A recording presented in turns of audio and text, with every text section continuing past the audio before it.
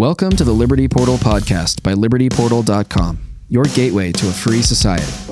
On this show, we examine current events through a libertarian lens, seeking truth, cracking jokes, and providing you with better arguments to advocate for a freer world. The show is hosted by David Rand, political strategist and philosophy nerd widely known as the devil of Montana politics. Henri Pellerin, Liberty Portal founder and editor, entrepreneur, and fitness enthusiast. And myself, Joe Sheehan, filmmaker and Liberty Portal producer. Excellent. Grandpa David's got his readers. Okay. I like my title. Well, that's your title. You called yourself that. By the way, you called yourself the devil of Montana politics. I know I did. That's great. But you guys don't get it. People think of me that way. I know. I've worked with you. I've seen it. Why are you called that? Why am I called that? You're the evil Coke bro. It's not necessarily that someone said you're the devil, right? It's more that because I take stances that don't neatly fit into any singular group or party, oftentimes that puts me on the outs. And so I have to be very careful sometimes about how I come off, right? Because everything in politics is done at majority plus one. So what you're trying to do is be independent as much as you can, but also signal to people, hey, I am on your side, and I really am. And there's so much lack of faith and trust and stuff like that. It just gets driven down, I don't know. That's probably not a good explanation. No, that's fair. Why did I call myself that? I'm often treated that way, and that's part of it. I'm just treated like the bad guy, even no matter how much I'm like, no, guys, I'm motivated by trying to help us, everybody. Yeah.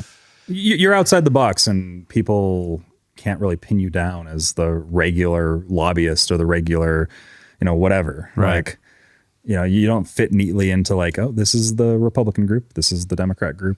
You're much more of like, these are my main issues. And sometimes it has you floating between one group or another, Right. I don't even fit into the LP, right? None of these groups really work. In fact, even if you put in the libertarian philosophy, all of a sudden I'm finding myself like, I am libertarian. I believe on these core principles, but at times I'm like, hey, we can learn something from this, and we can learn something from this. And I know it's not libertarian, but I'm not just that thing. I'm me. Well, right. These ideological boxes, they're very confining. They don't paint the entire picture of how nuanced people can be.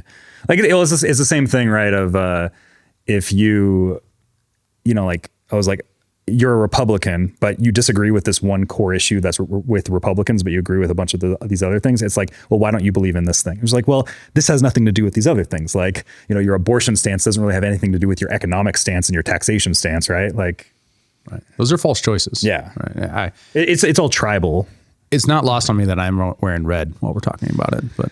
Well, you are. And as a filmmaker, red and tight knit patterns are actually like the two worst things you can do on really? camera. Do you want me to put on my sweater? Would it be Yeah, easier? sure, Okay, sure. All right. Well, let's all black out. Yeah. Sorry, I was just like, That's also not a great color. what shirt do I have is clean? That's the only thing. That's the only question I asked. Well, we need an apparel sponsor, obviously. So if you're watching this. Ooh, State and Liberty. If you want to give us some. Have you ever had that brand? I have not. Oh, it's so good. It's like the best dress shirts. Man, I love their shirts. They're so great for my body type, especially because they're like stretchy 4 ways, but they're still like a nice. Actually, I think this is State and Liberty. Is it really? Yeah. Well, I'm going to make that into a little clip, and we're going to send it to them and be like, would you guys like some publicity? We've got 39 downloads. 39. We have an audience of 39. The audience is much larger than that, I think. Generally, like 50 at least. It's a starting podcast. You got to start somewhere. That's true. Should we start the show? Yeah. Okay. I figured we're starting. I did too, but I don't know. Maybe probably just do something proper. All right, everybody. Welcome back to Liberty Portal podcast. I'm joined by David Rand, political strategist and philosophy nerd, and Kyle Mack, self-titled D-Gen crypto bro and pudgy penguin collector. That's a mouthful. Thanks for having me back. Thanks for coming back. Wait, what does D-Gen mean? Degenerate. Oh, man. It's like everyone in the crypto space just calls ourselves degenerates. How old are you? I'm not a Zoomer. That's what I am. At the end of the day, we're just all gamblers. Like, that's what it is.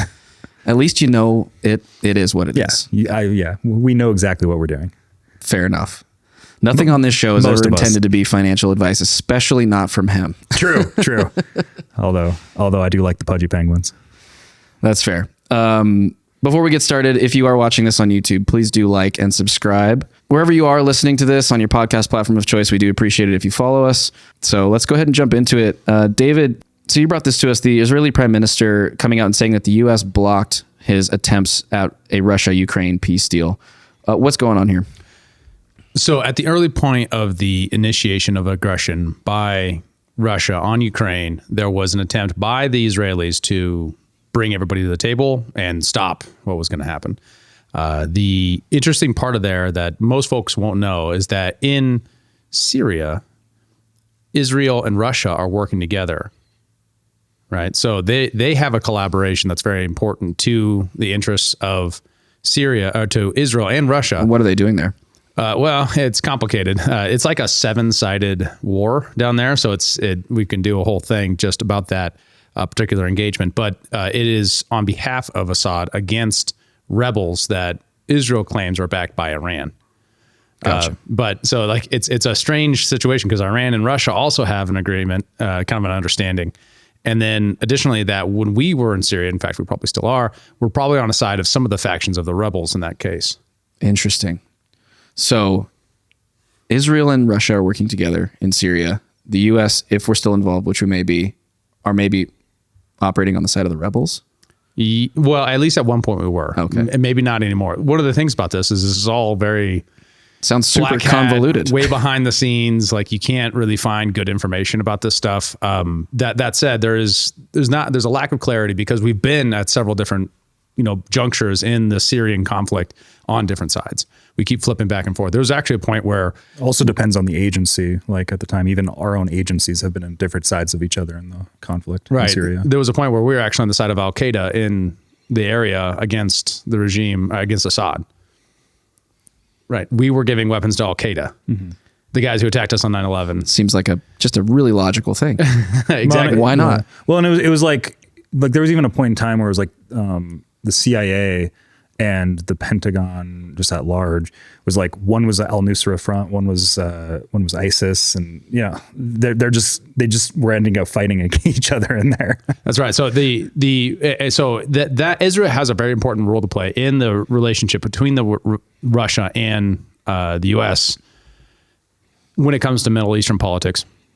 So he gets together, he tries to make this whole thing happen. He claims on this YouTube that America blocked his attempt at Russian-Ukraine peace. Now, after that, he got a bunch of pressure from the outside. There was another article that says he walked back his statements, but then when you look at the article, he doesn't actually say that it didn't happen, like the U.S. didn't do something. It was just that he wasn't able to agree to get all the people to the table in the first place, and he believes that part of that was the U.S. putting pressure to keep it from happening, which is a signaling point, right? It isn't one piece of data that's going to help persuade the world that America hasn't exactly taken the position that everyone would like. Like every American would like it if our State Department was taking the position of maximizing peace and cooperation in the world. Unfortunately, that does not appear to be what's happening in Ukraine. It isn't just a story that picks up when, like I said in the very first podcast, that Russia invaded Ukraine. It's actually a more complicated story of America having lots of different interests in Ukraine that was not focused on peace in the area. And we really ought to do a singular video at some point to really lay out the history here so that folks can easily get kind of updated on the background of this conflict. A few months ago, too, wasn't it Boris Johnson that got involved in saying that there can't be a peace talks with Ukraine and Russia, right? I was actually going to ask that because I do recall there being some piece of news where Boris Johnson had gone to Ukraine and sort of disrupted the early potential for peace talks between Russia and Ukraine. We'll have to make sure we pull up some source to... This was like a couple months or even just like a month after the initial invasion. Right. At the time. Early. Right. Yeah. There's a whole bunch of stories like that keep on trickling in. And once again, there's always a pushback from, a certain segment of the intelligentsia to say, well, there's reasons why that didn't happen. And there's always a reason why Russia might not be a good faith actor or other sorts of considerations at play. But when you look at the totality of all the evidence as it comes in, at least it's reasonable, I think, to say something to the effect of that the U.S. State Department is more interested in using Ukraine as a platform to weaken Russia than they are to actually ensure the security of Russia or Ukraine as a people and in ongoing peace and prosperity. This episode is brought to you by our friends at Zesty Beverages. They're on a mission to unfuck the standard American diet by crafting drinks with fewer calories and more nutrients from real food. Their lineup of delicious offerings now includes Electric Peak Yerba Mate, postbiotic sodas, keto-friendly, ready-to-drink margaritas, and hard teas. Wondering what a postbiotic soda is? Well, head on over to zestybev.com to learn more and find a retailer near you. Once again, check them out online at zestybev.com. That's zestybev.com. Right, and that brings us into this next component here, which is, U.S. Senator Joe Manchin of West Virginia at the World Economic Forum talking about how he opposes any kind of peace agreement between Ukraine and Russia.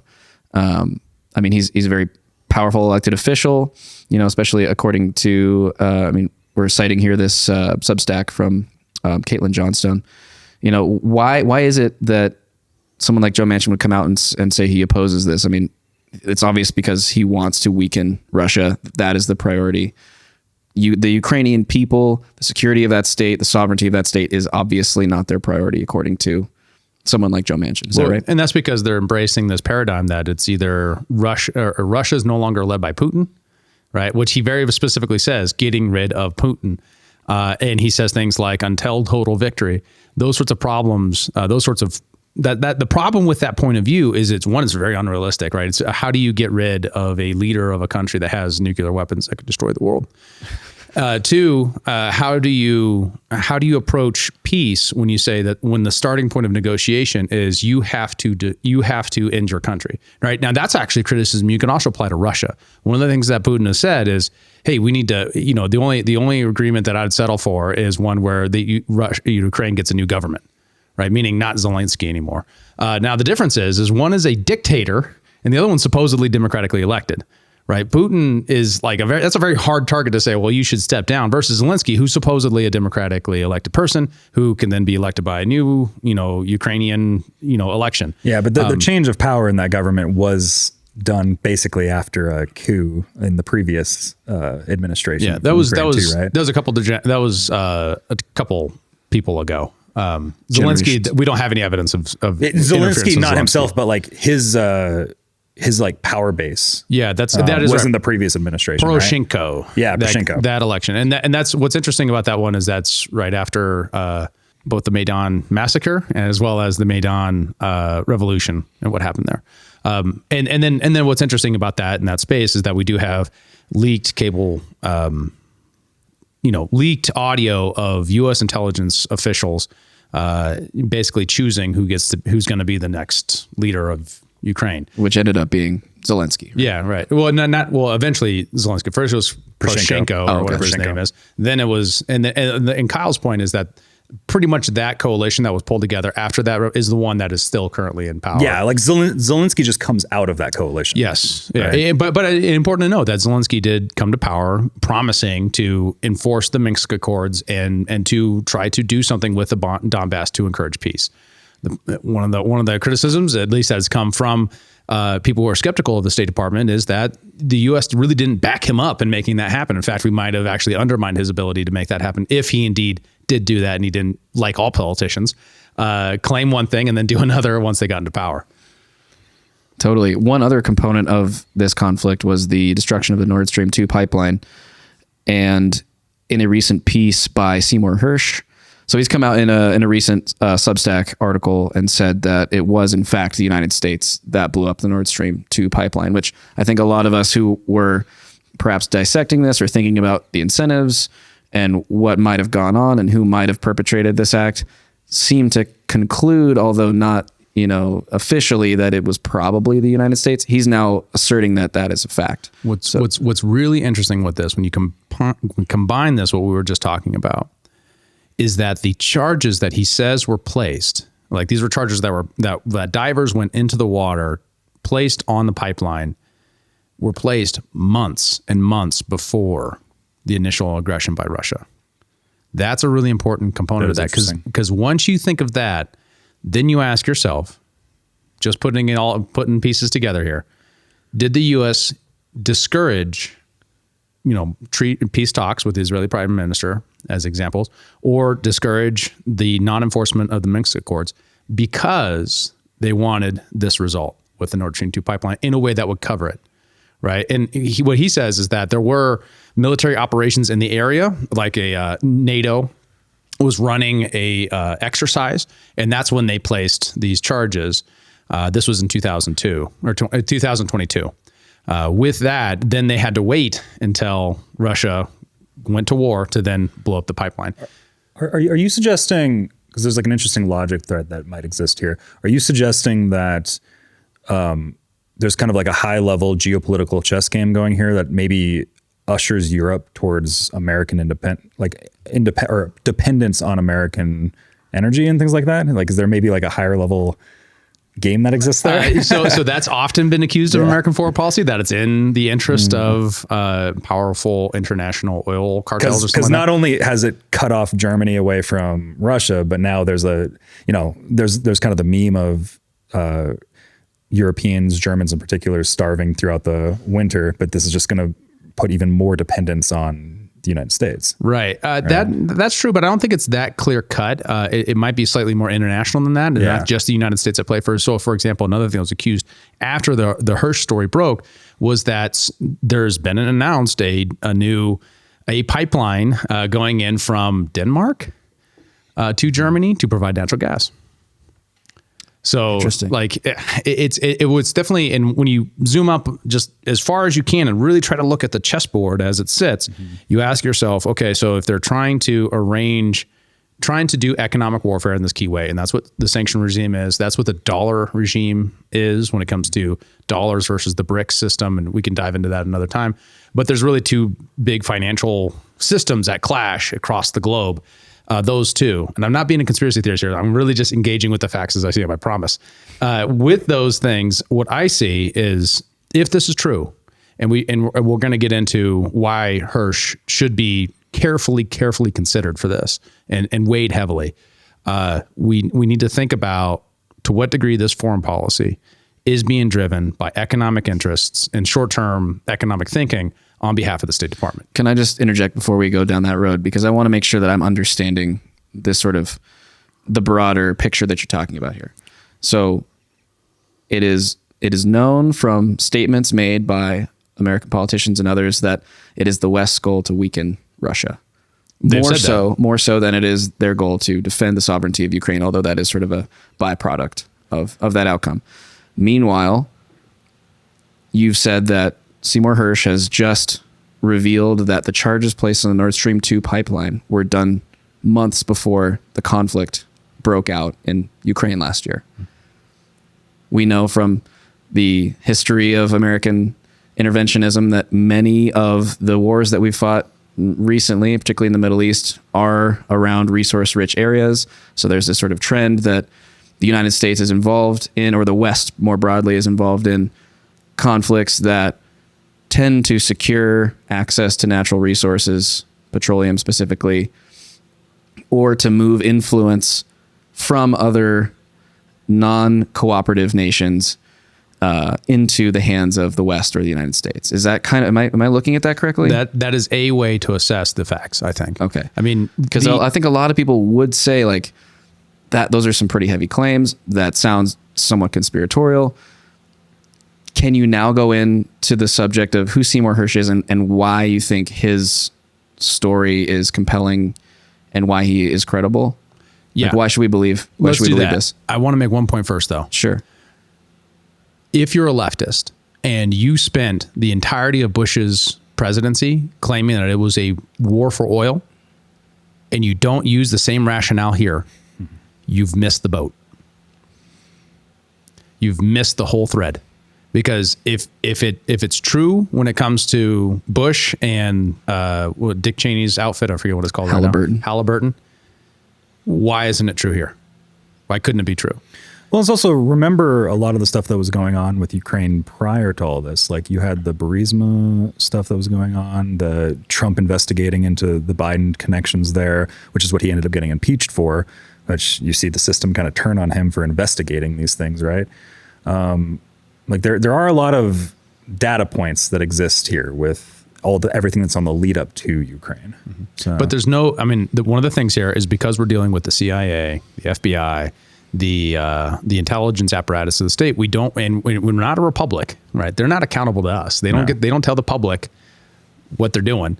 It's designed not to allow that to happen. So therefore, we have to speculate. We have to be engaged in this because they're not open and transparent. In fact, they've given us nothing but reasons to not believe them, right? If you're paying attention over a long enough period of time, why would you? Because otherwise you are being a tool of their manipulation. Now, if a lefty can say the media exists as a manufacturing of consent factory, why would we believe that that's not exactly what the intelligence apparatus is doing, especially when you see what they're doing at Twitter, what they've done with Project Mockingbird, and what they're doing across all these different domains of American institutions in order to influence the way we think and what we talk about. So Seymour Hersh, we should dive on that. Well, and you brought up manufacturing consent, like that's Noam Chomsky's book, right? That's right. That's the very worthwhile reading. And you were mentioning, Joe, about like it kind of gets into this conspiratorial land. That's what the CIA exists to do. They exist to conspire and to enact their will on the world, right? The CIA is a conspiracy factory because that's what they do. That is their job. Their job is to do that. I think if you look at the track record of most quote unquote conspiracy theorists over the last, well, I mean, even just the last few years, let alone last few decades, it's like 25-0 basically. There's some weird shit out there for sure, but most of them have actually some grain of truth to them or have become, some people take fact. things too far and run wild with them, and that's where you get into like Q territory and stuff. But at the end of the day, like what are some of the most major events in history, especially in recent hundreds of years? They all started with conspiracies. Like the American Revolution was a conspiracy. It was a conspiracy to overthrow the British. That's right. In fact, the mafia, the Italian mafia, at one point was a conspiracy theory. This idea that all these Italian families all actually work together in one big hierarchy. Well, until it was, until they were caught, they were a conspiracy theory. So Seymour Hersh, why he's so important. This guy is the guy who we know about the My Lai massacre in Vietnam because of Seymour Hersh. Now, why that? What was that? So if you really want to know, if you want to connect with this, you got to check out Jocko Willick's podcast and his work on the My Lai massacre. It will ruin your week. It is the most depressing, horrifyingly bad thing that the U.S. military did in Vietnam, probably. I mean, there are lots of bad things like Vietnam, especially when it comes to the use of napalm and stuff like that. But this was an American military unit that was told by its commanding officer to go to this village to basically take out this village. There were no combatants in that village, and they did exactly that. Terrible war crime. All these innocent people died. Rape used as a weapon of war. Just absolutely horrifyingly bad episode in American war history. We would not know about that if it weren't for Seymour Hersh reporting anonymously from anonymous sources that this was a thing. And then eventually he was able to square out and actually get the State Department to admit it. I think do you want to watch the video on Hersh? And it probably does a good job about it. Let's do that. Yeah, I haven't seen this yet. This is a man who authorized the first use of napalm in Vietnam, the first use of defoliants. American investigative journalist Seymour Hersh has made a career of speaking truth to power. It was his reporting that famously revealed the U.S. government's cover-up of the My Lai massacre during the Vietnam War. It earned him the 1970 Pulitzer Prize for international reporting. Americans did this to an Iraqi prisoner.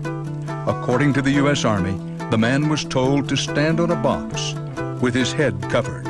And it was in 2004, Hersh reported on the abuse of detainees by U.S. military police at Abu Ghraib prison. The report was a public relations disaster for the U.S. government, which was still mired in fighting against an Iraqi insurgency.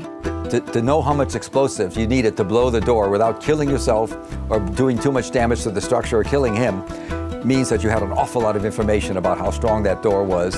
And then in 2015, Hersh published the article, The Killing of Osama bin Laden, which outlined how the Pakistani government was aware of the raid that killed bin Laden. The only requirement was the Pakistani government had not told its people that they had him. Now the award-winning journalist is releasing a memoir titled Reporter.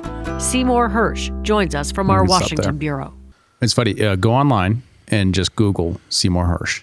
and watch all of these reporters just treat this guy like an absolute celebrity. And then now watch as the mainstream reports on what he's reporting here. And you'll really notice a difference. Mm-hmm. Who he attacks, who he holds accountable determines coverage. So when he way after the fact, way after the My Lai massacre, he's of course praised, but during the times he was attacked as a sympathetic of being a sympathetic of communists, of spreading discontent, right? Of saying dangerous things that we shouldn't say. The State Department will always say that to somebody who holds them accountable. That's their job. Speaking of people that hold power accountable, do we want to talk about what's going on with Project Veritas and James O'Keefe, or is there more to unpack? Let's stay here actually, just for a little bit longer. I want to make a point too. This very much, both of what it means about our relationship with Ukraine and that whole story, but note the parallels with the WikiLeaks founder, Julian Assange, who is currently being held extrajudicially. I don't even know how to describe his actual legal status at the moment, but effectively he's been in isolation and or house arrest for 4 years now. Pretty much because it's longer than that now. Yeah, he told on the Democrat Party, and and if people don't know what WikiLeaks is, WikiLeaks is a very important website during the Bush administration. Released what was called Operation Kill. No, what was it called? I'm forgetting it right now. But they released a video of the U.S. military killing a reporter on television. It's the video of known non-combatants being killed by the U.S. military, and it was covered up and released by Chelsea Manning. So Chelsea leaked it to WikiLeaks. WikiLeaks leaked it out. Julian Assange was holding the government accountable to what its claims were about its actual use of operations in Iraq, and obviously this was a case in which they were not, doing what they said they were doing. Since then, that's what made the right wing hate him, right? Because he was embarrassing the Bush administration. Later on, he released the Hillary Clinton emails, which exposed that Hillary Clinton was getting favorable treatment by the media. Very, very favorable treatment. Like, for example, hey, we're going to do an interview. Here's all the questions I'm going to ask you. Hey, you're doing a debate. Here's all the questions I'm going to ask you. Hey, would you not like to have someone on the debate stage? Those sorts of things, kind of collaboration with the Hillary Clinton campaign. And of course, once again, now the right wing likes him and the left wing hates him, right? Truth will put you at odds with groups. That's the reality. If you're pursuing it, if you're being honest and interacting with the world as you see it, it will make you a pariah. And Julian Assange is probably paying the worst possible cost you could for that, for the honest pursuit of holding the powerful accountable. And what drives me crazy is you have these media people who say that's their job. And while they persecute people like Julian Assange, like Seymour Hersh, who are actually doing that job. Well, it reminds me of, in a slightly less significant fashion, the fact that you referred to yourself before we started recording as the devil of Montana politics, because you're not really fully aligned with either side. And, right. So therefore, if you're not fully in the camp, you're out of the camp. Right. Well, and that's actually me describing how it feels to be in my position sometimes, is that there's a group of people who will just never like me because of what I think, of me interacting honestly with the truth as I see it. And sometimes, honestly, I can get over my skis and say something I shouldn't say, or I got my facts wrong or whatever. But the careful articulation of truth is the most important thing you can do, period, in your life.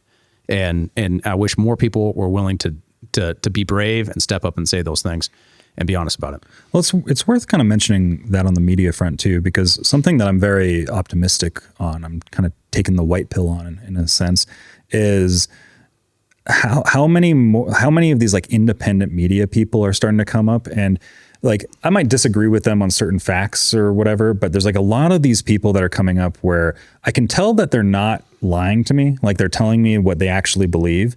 Well, when you're looking at like the corporate press, everything's just media spin. Everything's just narrative. Like, there's just deep narrative propaganda that's coming in. But then you have all these like new people in the podcasting world that are coming up, and it's so refreshing to see that people are just giving me what they believe. Like I can see their logic thread of like their train of thought on something, and they're telling me something, and it's like they're trying to be honest, but at least I know they're not lying, right? Like they might have the facts wrong, but I know that they're not lying. They're telling me exactly how they're seeing the world. That's something that I love about this new podcasting space that's come up over the last decade. Right? At least you know they're not trying to manipulate you, right? Right. And a lot of them are, like, you got your grifters and Sure, all that true, stuff, right? true. But like there are these people that are coming up that like I can trust their opinions in a sense, right? Well, speaking of people that definitely speak truth to power, as it were, James O'Keefe is under threat of being removed from his own company by what some are calling a bit of a coup from within Project Veritas. And if you don't know James O'Keefe or Project Veritas, they put out these expose videos where their reporters will wear a hidden camera and a microphone to what are oftentimes just like dinner dates and things like that. And they'll, be interacting with someone like the latest one was, a higher level employee of Pfizer admitting that Pfizer is doing effectively gain of function research in the United States inside of the company on purpose in order to create, new drugs to battle later versions or new mutations of. At least he COVID. made those claims, At right? least this guy who they were interviewing made As those he was claims. trying to impress his date. Right. Yes. Yeah. He obviously turned immediately as he saw James O'Keefe walk in. He's like, I was lying. It was kind of actually hilarious. Wild video. But I mean, this guy, James O'Keefe, like, speaking of being brave, right? Like, he puts himself into some of the hairiest scenarios, like going toe to toe with, out the alphabet boys and everyone who would probably be the most well equipped to put him in a dark box somewhere, like Julian Assange. And so I don't know. It seems interesting that this is occurring because he really is one of the last true, like, real investigative journalists that I feel like we have right now. It's been wild watching the trajectory of James O'Keefe over the years, because I've been following James since, 2014 maybe.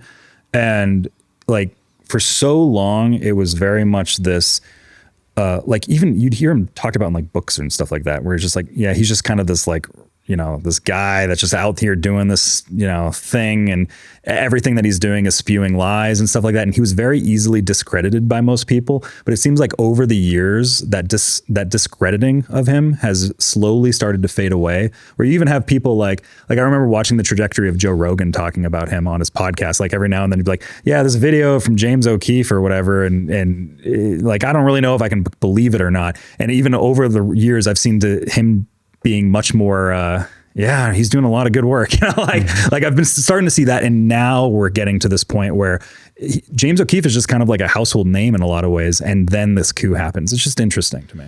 Right. And supposedly some of the coverage has said that this has to do with the Biden diary, which is an interesting thing that happened kind of it never really rose to the surface of the mainstream, but it kind of existed all the way through 2020.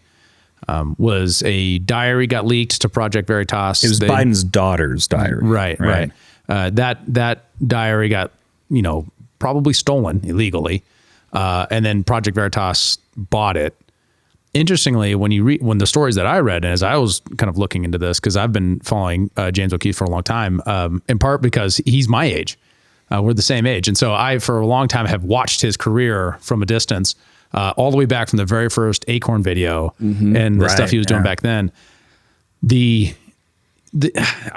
It looks like to me when you read everything that we know so far about the internal operations of Project Veritas and how they handled the diary, that James O'Keefe was the best actor in the whole situation. He was the one who said, we're not going to actually go with this. And then it got leaked out from Project Veritas. He gave it back to the FBI, right? Something like that. Yeah. And so but then they started investigating him like a year later. They started launching an investigation on him. Right. So it's an interesting question of what's going on. Did they actually catch them out over skis, or was he a good actor that he's going to take the fall? It's hard to say, but it is an interesting one. And I think an interesting contrast to Seymour, who, whether it was Abu Ghraib or the My Lai massacre or any of these other situations that he turned out to be right, used anonymous sources that everyone said, you're using anonymous sources, we can't believe you. whenever MSNBC used an anonymous source, someone in the State Department said, everyone says, oh yeah, of course, well, MSNBC wouldn't lie to me. But when Seymour Hersh does it, because he doesn't have some major brand behind him like the New York Times, everyone goes like, well, I don't know, anonymous sources. James O'Keefe puts people on video saying for themselves what they think. And we're still going, oh, I don't know about that. It seems deceptively edited. At least in the case of Acorn and several other cases, he actually puts out the entire interviews, the entire 4-hour long sit down date thing. I don't know if he did that in the Pfizer example. I'm not sure he did, but I think that it's unfair to ask a journalist to put out the unedited clips when it's like, these are fairly complete statements these people are making. Like, these are 7, 8, 9 minute videos where they're really telling you what they think. And he brings this up when journalists ask, well, will you release your unedited videos? Like, well, he asked them right back, will you release your unedited footage? Would I ever ask you to give me your reporter's notebook? Like, there's just certain things that are just like kind of, they seem like a little bit of straw man arguments to try to discredit him in the face of the fact that he is releasing this stuff that is fairly irrefutable because it's coming out of this person's mouth, Well, and so the reason why he's taking this paid leave now is because, there was a bunch of anonymous employees that kind of allegedly came together saying that he's a tyrant and he's forcing all these demands on everybody. Like, this is one of those things too, where I'm like, how much can I actually trust these anonymous employees? Like, one of them said that it was like he stole a sandwich from a woman or something. Yeah, from an 8-month-old pregnant woman. Yeah, because he was hungry. And yeah, I mean, basically this is from what I understand, a letter signed by more or less 16 employees who essentially said he was a hard boss to work for, like in, different terms, most of which, or at least a significant portion of which, reported to never have actually witnessed any of the, misdeeds that were written in this letter. So to me, it seems like pretty shaky to begin with, Makes me, and this would be the conspiratorial end, makes me wonder if there's like some sort of double agent that got into Project Veritas and is starting doing this, like trying to sow dissent around. And she's like, yeah, I heard this rumor that James did this to X-employee and stuff. Like, I wonder how much of that is happening. And like, I don't know. I don't understand. Like, I don't personally know how their donor network works. Like who's funding things? Is there somebody that came in and just started giving a bunch of money? I don't know the details of all this stuff, right? Like, there's almost like a little like corporate espionage that might be happening. Well, it would be very ironic for that to happen to Project Veritas. They're going to have to run a hidden camera operation inside of Project Veritas to suss it out. I mean, this article here from Zero Hedge says that furious Project Veritas donors threatened the board of directors over reported O'Keefe ouster. So it sounds like there is, even within the company, some pushback against this, and maybe they're seeing it for what it is. In any case, James O'Keefe is Project Veritas. He is the brand. Like, if they kick him out, I think it seems safe to say that at least some, if not the majority of the donors, will go with him.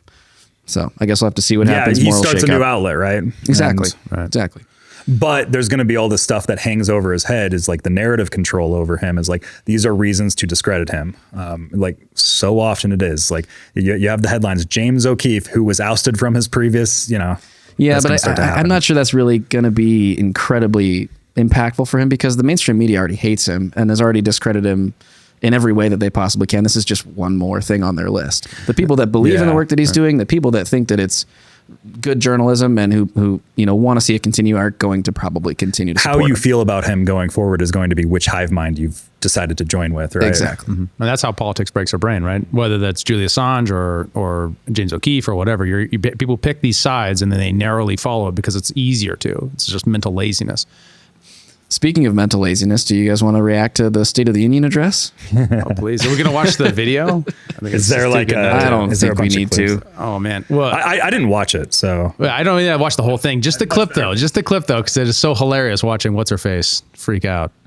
All right, well, let's continue this conversation with our ABC News political contributors. That's former Democratic Senator of North Dakota, Heidi Heitkamp, also former Trump administration official Sarah Isker. All right, Heidi, let's start with you. Your reaction to Biden's speech. Does he have what it takes to just continue on from now to 2024? boy, he sure showed that he has what it takes yesterday. I mean, for him to stand and just give a speech, everybody's listening. Is he slipping? Is he saying the right words? When he could have that dialogue back and forth with the opposition party and they were angry and he was smiling and having fun, I think it was bad optics for them, good optics for him, and I think he's riding a high today. I want to mention this about Mitt Romney, though. He is an elder statesman of the Republican Party, and he sees a lack of leadership right now within the House Republicans in dealing with the George Santos thing. He saw George Santos, he probably reacted emotionally, but that was structured so that a senior member of the Republican Party was saying, you don't get to claim any allegiance to our party and to us. You are not somebody who should be here. Actually, I totally agree with Senator Heitkamp that the fascinating thing that Joe Biden was able to accomplish is to establish that he could give as good as he got and did it with humor and quickness that I think he really needed to show last night, and he did. But also, it really highlighted this debate in the Republican Party over Social Security as just sort of this example, this metaphor almost. Obviously, Senator Rick Scott of Florida, who was running the Senate campaigns for the Republicans, is the one who floated the idea of sunsetting pieces of legislation, which obviously would have to include Social Security and Medicare. He was shut down by Mitch McConnell and a lot of other people in the party, and that's what Joe Biden used. So it was kind of a vindication of the Mitch McConnell wing. And when you saw Kevin McCarthy and all those Republicans stand, it A, takes cutting Social Security off the table, but B, there's not a lot of ways to balance the budget without talking about Social Security and Medicare, which are the two biggest ticket items in our spending. And that is going to be a tough problem for both parties, and they're going to have to work together at some point on getting the debt under control. But points scored for Joe Biden, I think, last night. That was a neat little bit of oratory there, getting everybody in the Congress to stand up and agree with him. Sarah, Heidi, thanks very much. My God. So my takeaway of that is like the narrative control. I told you we should watch it, right? The narrative control is so fascinating because basically what they said before they got into like the Social Security conversation there, but the first like 2 minutes of that video was them basically saying the incredibly impressive thing is that he got up there, stood up, and gave a speech. I know, right? Like, how low is this bar right now? That is so great. Oh, I love it. And he also said it's so incredible. He also named a new fish of Hawaii. Oh, did he? Yeah, he said, we're really worried about. Oh man, that's the level of narrative control and the running cover from the media right here is, it's so juicy. It's so beautiful to watch. I love watching and seeing what the normies are doing, like the normal people, like the people who watch cable news might be getting an impression that that was what happened. Because what happened was the president accused Republicans of wanting to reform Social Security, and the Republicans all booed, a bunch of them booed. And then in the meantime, everyone was like, but don't you want to? And then the president's like, well, I'm glad to have you on my side. And then it was like more booing and jeering and all this other stuff. And it's doubling down on the problem in DC. All of this is, right, which is nobody wants to deal with the fact that our entitlement programs are broken. Nobody wants to deal with the national debt. Everyone wants to play a pretend game where Democrats are good guys because they want to keep it going. Republicans are bad guys because they want to reform it, while Republicans deny that they want to reform it while actually trying to reform it simultaneously. A broken system. And to call Mitt Romney a statesman is so crazy in this circumstance, just because he's the one who's been in office for all this time encouraging this dynamic. And not necessarily encouraging the divisiveness. I don't know. He doesn't seem like that divisive a character, but definitely encouraging a situation where we cannot reform our programs because of politicians like him who refuse to say the truth to the American people, which is we are bankrupt. And that if you're a Gen X or younger, for every dollar you put into Social Security, you will probably get about 80 cents back. That's the reality for us. Beautiful, not $1 back. Beautiful retirement program. Not $1.10, 80 cents. So it might be worse. I mean, especially as you get younger. I mean, Zoomers, I don't even know the figures. The numbers I'm working on are probably 8 years old. So who knows where they're at? I'm not banking on a dime. That's just me, though. I don't know. I mean, I thought it was interesting, though, that they mentioned, that you can't talk about balancing the budget without talking about these entitlement programs. what about foreign policy? What about all the money we're sending to Ukraine? What about, this imperialist foreign policy that's just gobbling up untold hundreds of billions, if not trillions of dollars, right? Like, can we talk about that part? That seems pretty important. Yeah, the big thing about these entitlement programs, though, too, is it's just something that is never going to, because there's never going to be a political will to actually handle it, but it's just going to keep racking up more and more interest on the debt as well. Like, eventually, we're not even going to be able to pay towards the interest on the debt. Cutting out all the reckless foreign entanglement spending is also another big deal. Because what is, you would know, Dave, better the general budget of the American government right now. What are the biggest ones are? Pull up usdebtclock.org. Yeah, it's all of our military expenditures, and then it's Social Security, Medicaid, Medicare. Like, those are the 4 big buckets, right? Correct. I mean, one of the important things here is the difference between discretionary budget and non-discretionary. And then additionally, the real big difference there, Joe, is liability. It's liability that makes the entitlement program such a huge problem, because it's future promises. Now, with the military, as soon as you cut the military, you cut the military. If you say we're going to go from 700 bases all over the world to 300 bases all over the world, you've cut something, right? Now, you can say that our military entanglements all over the world are a future liability problem and all that kind of stuff. It gets complicated. But what you're referring to is like the future debt incurred, the interest incurred on this ongoing spending that's unfunded. Right. And the real number to look at is not just the national debt, which is really important. I mean, it's $31 trillion. But it's the total liabilities. Do you see where that's at on there? This is riveting. Watching look at these numbers go. So if you look at Medicare and Medicaid, that second largest budget items, Medicare, Medicaid, Social Security, and defense. Oh yeah, U.S. funded liabilities, $181 trillion. Liability per citizen, 542,000. I got that. We can cover it. I got that. Do you want to? Yeah. So what you said, Kyle, defense at $700 billion, Social Security, largest budget items of $1.2 trillion, Medicare, Medicaid, $1.5 trillion. It's staggering, right? So the unfunded liability is what we're saying there. What that means is the promises what unfunded liability means is the promises that the U.S. government has made to pay people back for the money that they're giving them. This is in bonds, and this is in Social Security obligations. We have the baby boomer generation entering retirement soon, and that's one of the largest groups of people. That problem is a very substantial issue that, of course, has the effects that we're talking about, but also the effects of how do you continue to pay interest on the debt? What's the interest on the debt payment? This is how much the federal government pays. It's like, thinking about it like you have a credit card, right? You've racked up $31,000 in debt. This is how much you pay annually. I can't find a single number you're asking for in here, because there's like numbers. There's too many numbers in here. There's 181 trillion numbers on the screen right now.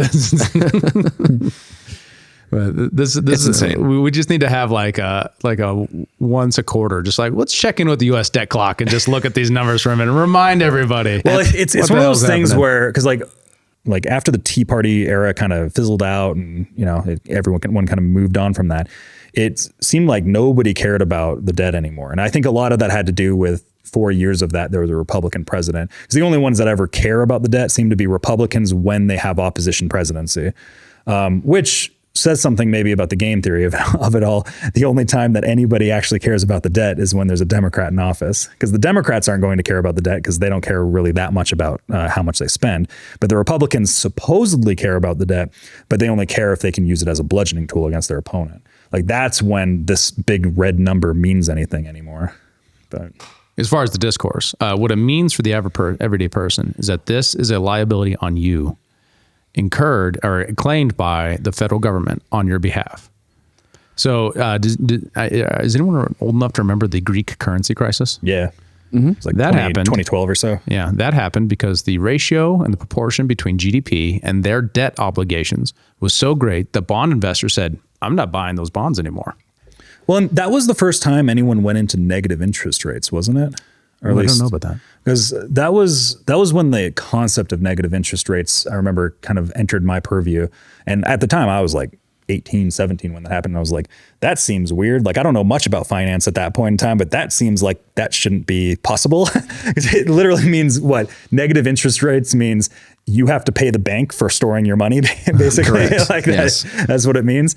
And then I remembered during the Trump era, after Trump became president, like he was talking about the Fed is basically screwing my presidency because we won't go into negative interest rates. Mm-hmm. And so like that type of stuff was starting to float around in the Republican ethos at around 2016, 2017. But yeah, this is an unmanageable crisis. Let me put it one more way for you. So our total unfunded liabilities and the total amount of debt, think about that. That's your home. That's everything you got is $181 trillion. We now have our total national assets that we have as a country is 180 trillion. We have more unfunded liabilities than we do like actual assets at this juncture.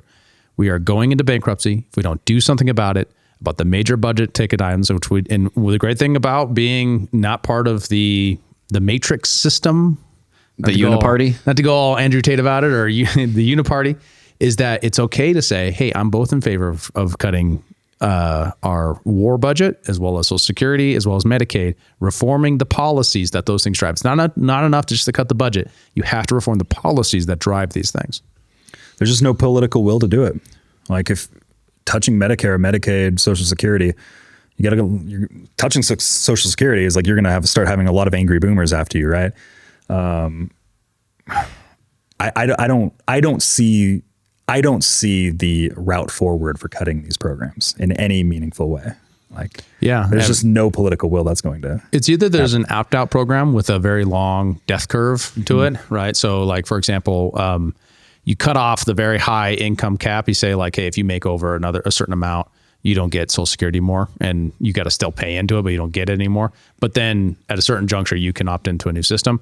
And then two, the more moral one, even than that, maybe, is just saying we're going to take the hit on everybody above a certain age. So if you're under 30, you now can opt out of the system, and you can go put your money into a 401k, and you don't have to. You can opt in if you want to, but you can opt out. Something that actually brings you a return on your dollar. Yeah, right. That would be more moral, and that wouldn't even apply to me. I'm actually advocating when I say under 30, someone wouldn't be me, but I think it is completely immoral when I look at my son to say, you're going to put tens of thousands of dollars onto debt on him from the moment he's entering the workforce. It's absolutely ridiculous. Well, it's also unfortunate is most people don't realize what's being taken out of their paycheck. Like most people are just saying like, oh, I got this money every 2 weeks from my paycheck from my boss. And they're not understanding that like, okay, yeah, here's your FICA tax that gets taken out.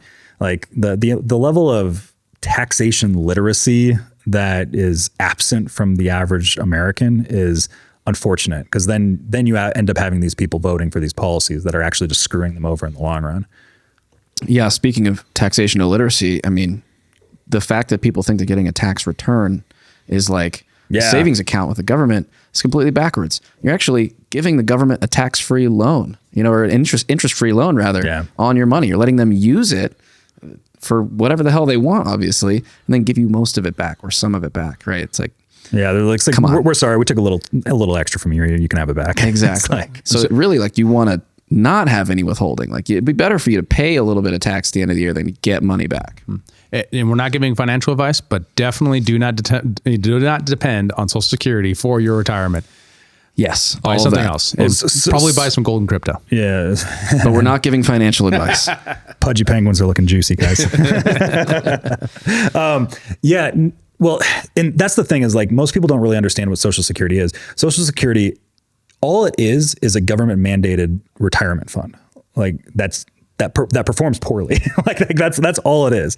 Like you could have another retirement fund, to help satiate you, something that actually performs well, but it is what it is. Well, it's an important way to think about the structure of it is a pyramid scheme functionally. It is. Right. It functions as it anticipates that everyone's going to die at 65. And life expectancy has gone up. Right. It continues to go up. Right? We don't want to change. Life expectancy just went down, I think, this year, right? True. A little for certain demographics. Yeah. I think just general American really went down like 1 year or something. Wow. I can't remember. Fact check me. Jamie, where are you? But I do think like that problem of we can't change the program because it takes an act of Congress to change a program. But if you have a 401k, What changes the program are market conditions where people say, oh, wait, I'm losing money. I need to go change this thing. So that's the difference between a defined benefit program of retirement, which is how Social Security works, and defined contribution. Defined contribution works. I put money in, there's a return. I get the risk return on the market that I put into it. While in a defined benefit, the government says, I guarantee you this return. And that's why the liabilities are so high. You said it functionally, that's how it's supposed to be, but it's not works. It works much closer to a giant government pension program. You're going through that very, very fast. And there's sorry. a lot in there. I'm not sure that's going to translate. Can you break that down and maybe slow down just a little bit for those of us that don't have an IQ of whatever the heck the maximum IQ is? No, I'm definitely not Henri, that's for sure. He is nearly perfect. So the difference is you put into a 401k, there are incentives for the 401k manager to manage that to maximize your return and their return because they get paid on your returns. Sure. While when you put into a government program, they guarantee you benefits and you have the security of those benefits. The U.S. taxpayer backs up that benefit. But the problem with that is that there is no incentive for a good return on that investment, right? So the government is not incentivized to give you a good return on what you contribute to Social Security or anything else. In order to change the program, you need a literal act of Congress, right? And so that's why it still assumes that the length of time that someone's going to live is the length of time that it was passed in the 70s. So that the reason why the program can't evolve and fit to the new market conditions or technology when it comes to length of time that people die and retire is because it takes a literal act of Congress. That's why, there are lots of systems that are far better than this. Lots of countries around the world have far better government-mandated retirement systems, but those government-mandated retirement systems push you into a private market with defined contribution. Your return is defined by how much you put in. That incentivizes you to put in. If it's defined benefit, where we say this is how much the government guarantees, it actually incentivizes you to put in the minimal amount and to never actually save for your retirement, and then you expect a large return. So we're disincentivizing, real good investment and saving for retirement, right? Because we have it's all misallocated, right? It's all malinvestment. Mm-hmm. So, and it's just a big shell game too. Like it's just like this money goes to the people that are retiring now, and then you just keep rotating it around. Right, Ponzi scheme. Yeah, just like crypto. I triggered Kyle now. Just like the people that use it improperly by holding it in places like FTX. We should not even go down that hardware road. wallets, kids. Hardware wallets. If you're Ledger.com. Oh God, I'm gonna bleep that out until they pay us to be sponsor the show. No, everyone should have a ledger. I don't care. Yeah, that's just solid like security advice. Also, probably you should own a handgun, and you probably ought to lock your doors at night, tie your shoes. Yeah. That's on the same level as do not store your crypto on a trading exchange platform. Yeah. Or even just a hot wallet. Yeah. Anyways. Well, we've got a few things left on the agenda. How about do we want to talk about libertarian drama, the balloon that just passed by our great state of Montana?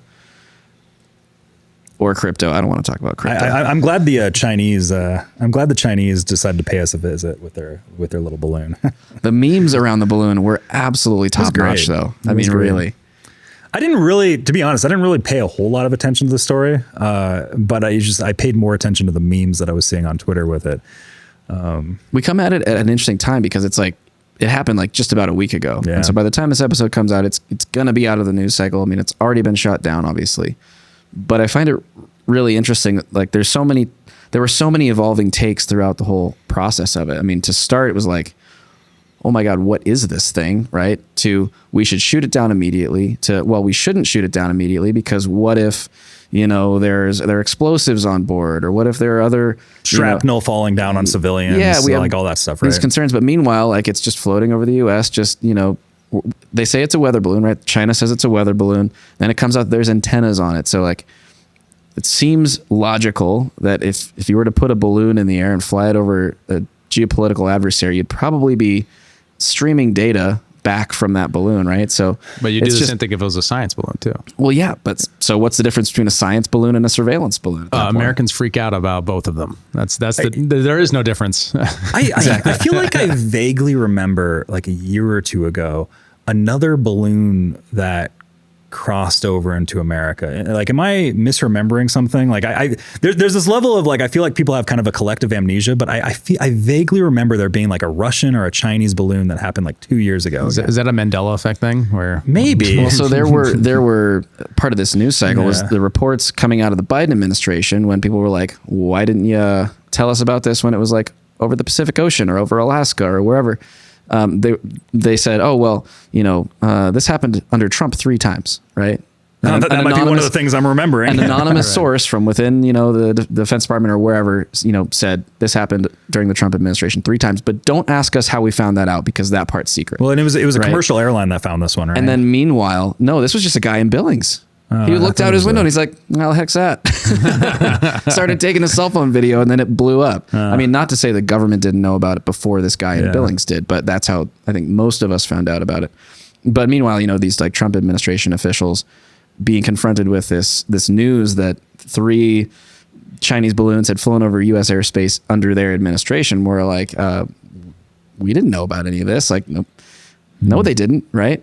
So I think it's just a big game of he said, and just trying to make Biden look less bad by saying, oh, well, it happened under Trump too. And I mean, I don't know. My thing is like, who cares? First of all, like, okay, maybe they could have captured some surveillance imagery of, the nuclear fields that, Maelstrom, that this hang is out what ticks me off about this. No, let me finish my point here. Okay, don't they have satellite imagery already of like, do they have Google Maps? Exactly. Okay. Who cares? First of all, because what can they get from a balloon that they can't get from space? Yeah. Right. And secondly, like, okay, my big question is what aren't we hearing about while we're hearing about this balloon fiasco? What really upsets me about the whole thing is that theory that it had something to do with surveilling Maelstrom Air Force Base. The distance from Billings to Great Falls is a very long ways, guys. Well, it didn't start over Billings. I know, but we don't have any evidence that was ever in Great Falls or near Great Falls or anything like that. If it came down the Canadian line, that's hundreds of miles. So like the distance straight up above Great Falls down to Great Falls is far closer, and you're still in orbit. Maybe the Chinese miscalculated from Billings to Great Falls. It doesn't make. I'm just saying, on its face, that story when it came out, they got nukes in Montana, like was obviously said by a bunch of people who know nothing about the geography of Montana. I have no idea the size of our state, much less like. Where in Montana they are. They don't know that Maelstrom is not even at Maelstrom Air Force Base. The actual silos are not there. They watched Yellowstone. So, exactly. They know everything about Montana. The commentariat completely went. And then on top of that, suspected spy balloon very quickly became spy balloon. And that is a really important moment. Mm-hmm. Yeah. It tells you about our psychology, our deeply insecure psychology as a people, where we believe the Chinese say, hey, this is just a weather balloon, went over and we all go like, no, it wasn't. It has to be a spy balloon because you want the nukes. You don't want to know. And I'm just like, well, it's China. It's the boogeyman too, right? And I'm just like, well, maybe it was a science. Well, isn't anyone willing to consider that? I mean, I don't know. I am as skeptical of all governments by the nature of them. They are all aggressors necessarily. They're all by their very nature immoral. Now, there might be good things you can do with it, but they are immoral just to start out. How they get their money is not right. So therefore, I'm just as skeptical. I'm skeptical of China. I'm skeptical of the U.S. State Department. When the U.S. State Department says it's a suspected air balloon, while NORAD says it's completely harmless, while everyone else says we got to shoot it down, while everyone else says it might be carrying nukes and all this other stuff, I'm like, I don't trust y'all. And then when China says it's a science experiment, I'm like, well, maybe it is. Maybe it's not. Like, you don't trust them either. Yeah, right. I mean, it's like, why?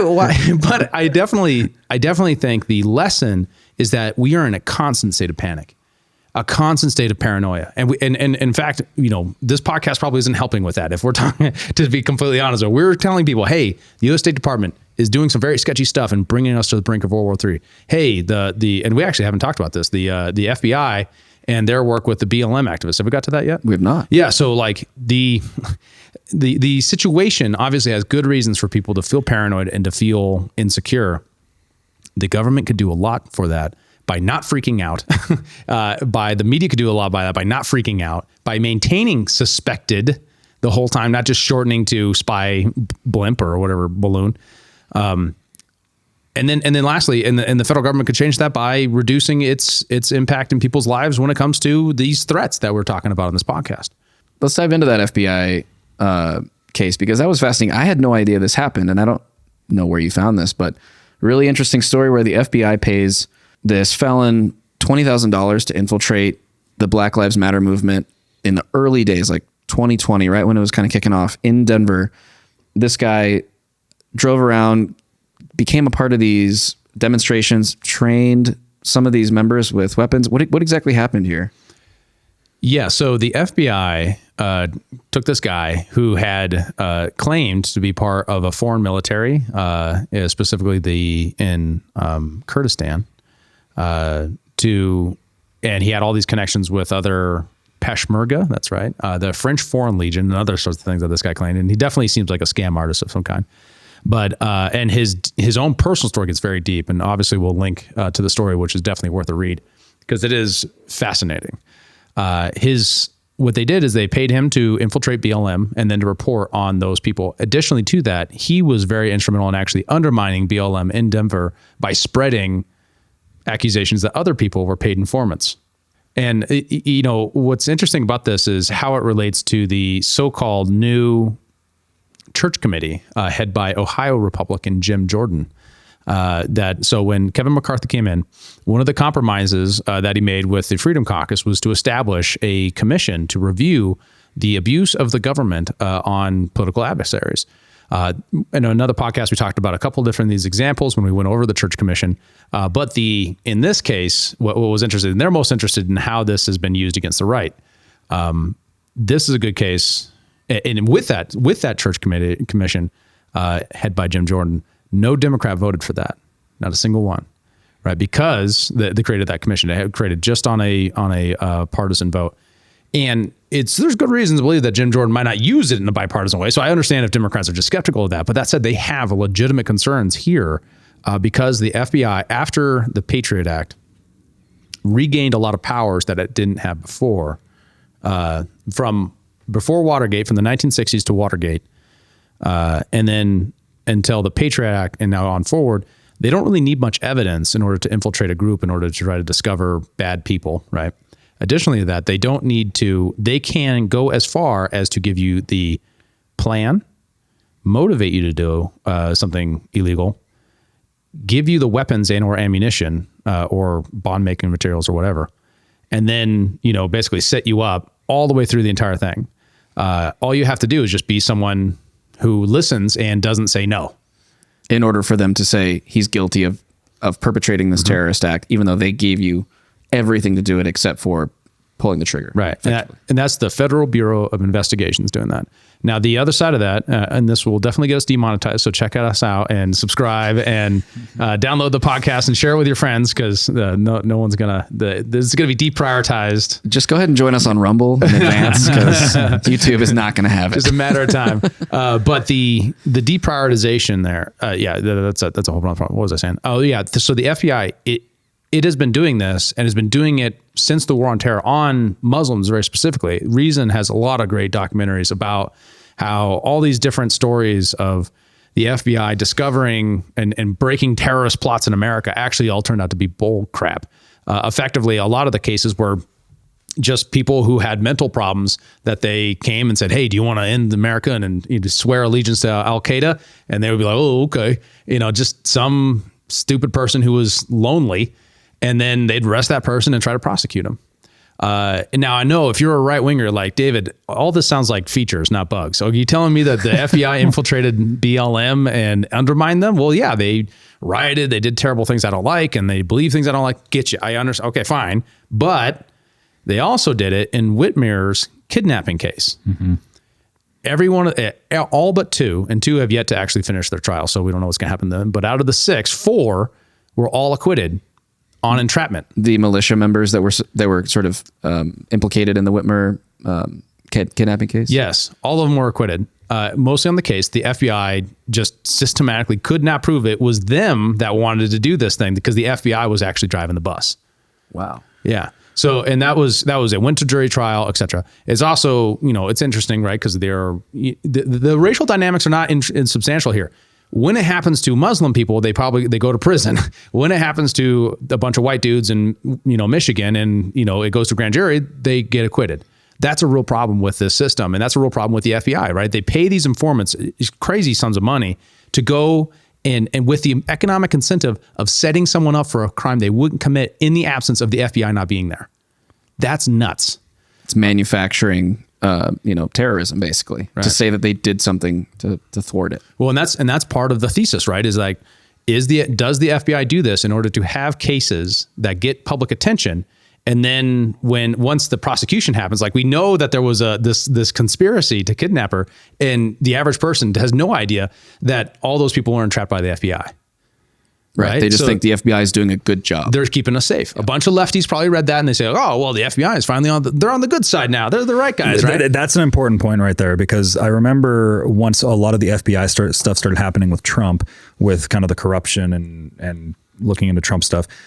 You started having, like the Sean Hannitys, the Republican types coming in, and it's like for the first time ever, it's like the incredible FBI is turned against the American people, and they start having that kind of a narrative. No, this has been the history of the FBI. Like the more you dig into the FBI, if you look into like former FBI Commissioner J. Edgar Hoover, like the FBI, one of the primary features of the FBI was blackmailing presidents. Like all history you can just like look into, right? It's important to understand that the FBI has always been a weapon against the American people. It has not just been like, oh, recently they've just started doing these infiltrations into these different groups. No, this has been part of their MO. It's been what they've been doing for 100 years since they were formulated during Wilson. It was like 1916 or something like that when it was originally came out. Right. And the same thing with like, you've had different administrations. It's not just the FBI, it's other organizations. Back during World War I, the post office was used to spy on American citizens to see if they were having anti-war propaganda in their mail. Like all of these things, these systems have been used against the American people before. This stuff is not new. It's not something that's just part of the system because everything's all of a sudden corrupt. The system has been corrupt. That's right. You did say something, and I think I want to correct it just in case someone misreads you. Mm-hmm. It isn't that the FBI blackmails presidents; is that the president uses the FBI to blackmail people. No. What? J. Edgar Hoover blackmailed presidents when he was the FBI commissioner. We're going to have you bring receipts for that one. I'm not aware of this. Just look it up right there. Just Google it. It was JFK was blackmailed by him. Prior to that, J. Edgar Hoover was the FBI commissioner through like 4 different presidents. Some of the history is foggy on me, but this is the secret life of J. Edgar Hoover, who's also a notorious cross-dresser. That's a feature, not a bug. That's a feature. I just like the idea of him being we've a total Uber spy, but also just loving to get weird. We've eclipsed demonetization. We're now on all the lists, just every single. Sorry, I was banned from everything at one point. So, whose idea was it to bring this dude in here? I guess this is Quora, so we have to be careful. These are all user-generated responses here, but could be some interesting things. Can you dig into this for us and then just send me like a link to something that's sure? I mean, there's books written about it. Like this is not controversial history about J. Edgar Hoover. He was a very corrupt man. I believe you. Yeah. But people listening to this, if we're going to be providing them with arguments and things that they can actually bring to people and make some of these arguments themselves, we need to be able to provide receipts here. Well, whoever grunge.com is, they might be saying that there's a lot of false claims here about J. Edgar Hoover. Who knows? Seems legit. Yeah, I do think the trick with intelligence organizations that run secret operations is that they can use those secret operations against other actors of the government. That could be very possible. Here's National Enquirer, how J. Edgar Hoover blackmailed the Kennedys. Now there's a reliable source. Because all of these people are always reliable sources. Who knows, really? Right. Well, and it's not. And once again, I'm not on its face saying that's not possible. But we do know, especially that especially Hoover as FBI director did do a lot of things that were revealed by the Church Commission that is very public information that was spying. Right. One of the interesting things was the spying and blackmail were quite bad between the Church Commission and with the Watergate scandal and reforms after the Watergate scandal. There were substantial controls placed that were then removed after the passage of the Patriot Act. The Patriot Act was passed in response to 9/11 by the Bush administration in order to supposedly fix our defense holes that we had that allowed 9/11 to happen. And what's happened is that, combined with some features of the drug war, have focused these powers that are supposedly keep us safe from outside adversaries inwardly to focus on the American people, and specifically American people who have edgy ideas, who are outside the norm, who maybe you agree or disagree with, but it's on an ideological basis. And once it's on an ideological basis, it is the control of thought. It is the control of people's speech and what they think and how they express themselves in peaceful ways, to then use those intelligence apparatuses to push them into violent ways that then they can arrest them and then prosecute and then own it in the media and then justify their budgets. That is profoundly terrible. That is a very bad thing for our free society, and we should absolutely be concerned about it. And I hope that this church commission or special select committee or whatever it is by Jim Jordan will take this on a neutral stance and actually look at systems reform, not just trying to own the libs, not just trying to reform in ways that just help the Republicans, but reform this fundamentally broken intelligence system when it comes to the FBI.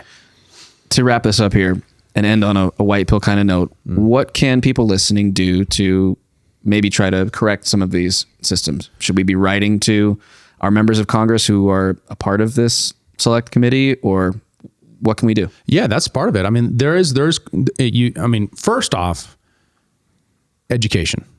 Most people don't know what's going on. They don't see that this is a bipartisan issue. This is not a story of left versus right. This is a story of the federal government versus us. Engaging in education with everyday people to say, hey, you agree? There's a simple gap here of just saying, these are the facts. Check it out. Really do some research. Look at these things and encouraging people to engage in this space. Second, there are lots of actions you can take when it comes to putting pressure on Congress.